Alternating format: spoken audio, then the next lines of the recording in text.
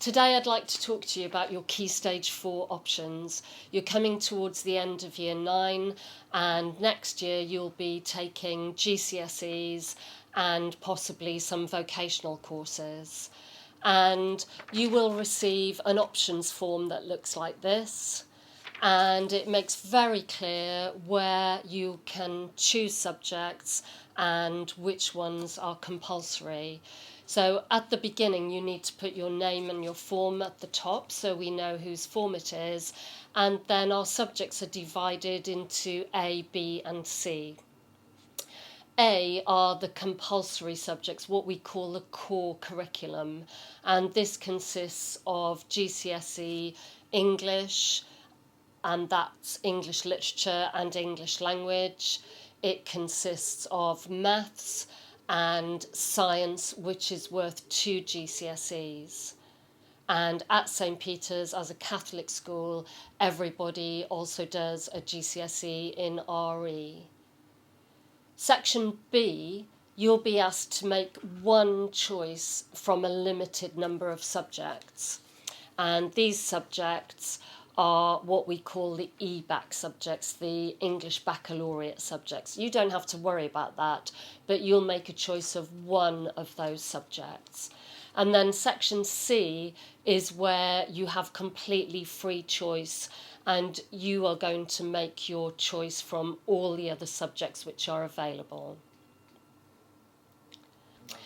As I mentioned, section A is what we call the core curriculum. So everybody will take English language, English literature. You'll have the same teachers, but you get 2 GCSEs. You'll do maths and you'll do dual award science, and you get 2 GCSEs out of it. And as I mentioned before, RE. So 6 GCSEs are already taken care of. And as you can see from that, we've already covered a broad range of subjects. So you've got a really good basic curriculum offer already for everybody to do. Section B, here you can choose one subject from computer science, French, geography, history, Spanish or Polish. One of those subjects. And just a note that Polish is only for students who speak Polish already. And then section C, this is where you have your free choice from lots of other subjects. And first of all, you can choose a subject there that was in section B if you would have liked to do 2 from section B. So if you've chosen history in section B and you'd like to do Spanish as well, you can choose Spanish for section C. So this is where you need to read the Key Stage 4 Pocket Guide, and that's on our website, and that is also on Satchel for you and your parents to look at. And you can see the list of options for section C on this form. And of course, talk to the teachers. You've had assemblies from lots of staff who don't already teach you. So you'll already know a little bit about those subjects which are new to you. So talk to them a bit more, talk to your tutor, talk to other subject teachers who know where your strengths and your interests lie. If you're going to choose technology, we do need to know whether you're talking about graphics or resistant materials. So please state whether it's one or the other. And as I mentioned before, most of the subjects are GCSEs, but we do have some vocational subjects. So they're just as highly regarded. They're level 2 qualifications, but they're called vocational subjects. They're assessed slightly differently, and they're at the bottom of the list, not because they're less important, and we offer quite a few of those in sport, health and social care, creative iMedia, and food. So do consider those as well.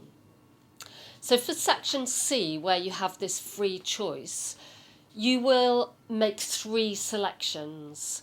So you'll number them 1, 2 and 3. And number 1 is your first choice, 2 your second choice, 3 is your backup. So you're choosing 3 subjects, but you will be given 2 of them. So you will study 2 of them. So your third choice is very much your backup, but you must realise that if you're given it, you need to have chosen something that you don't mind doing. Some students we think are more suited for what's called an amended curriculum. And if we think that's you, then Ms. Matthews, our Senko, will have spoken to you and contacted your parents. So you will still get a really broad and balanced curriculum. You'll still come out with some really good qualifications, but you'll have a slightly different offer, which we think is appropriate to you. The Ebac, the English Baccalaureate that I mentioned before, this is a virtual qualification. The government really likes students to do the Ebac, and they look at how many of our students do the Ebac every year. But you don't get a certificate or anything special at the end of it. You're considered to have got the Ebac, be studying the Ebac, if you are doing English, maths and 2 sciences, which you will all be doing, as well as 1 language and either geography or history. If you pass all of those Ebac subjects that I just mentioned at grade 5 or above, grade 5 being a strong pass, the equivalent to a high C in old GCSE grades, then you have got the Ebac. But like I said, it's completely voluntary. It doesn't lead to a certificate or anything. But if you are a high prior attaining student, you should at least consider taking that group of subjects. So what do you need to do next? You need to think about why you're going to choose the options that you're going to choose. So please don't choose them just because a particular teacher is teaching you this year, because sometimes teachers do leave, or you could get a different teacher next year and you might not feel quite the same way about that subject. Don't choose it because you've heard that that subject goes on really good trips, because sadly, as we know from this year and last year, trips had to be cancelled because of COVID. So basically things do change. Don't choose subjects because your friends are doing them, because you need to be committed to them, and that's not a great reason to choose a subject. As I said before, the basics are already covered. You're doing a really good broad range of qualifications with the 2 English, the 2 science, the maths and RE. So look at your strengths, look at where your talents lie, look at your interests and your future ambitions. Do you like practical subjects? Are you a talented musician? Are you a linguist? That sort of thing. And look at whether you need particular qualifications for the future if you know what you're going to do in the future, both at Key Stage 5 and beyond. Now, I need to stress that there are limited places on the courses, because obviously only certain numbers can fit in a classroom, and for some subjects there are restrictions because of health and safety reasons.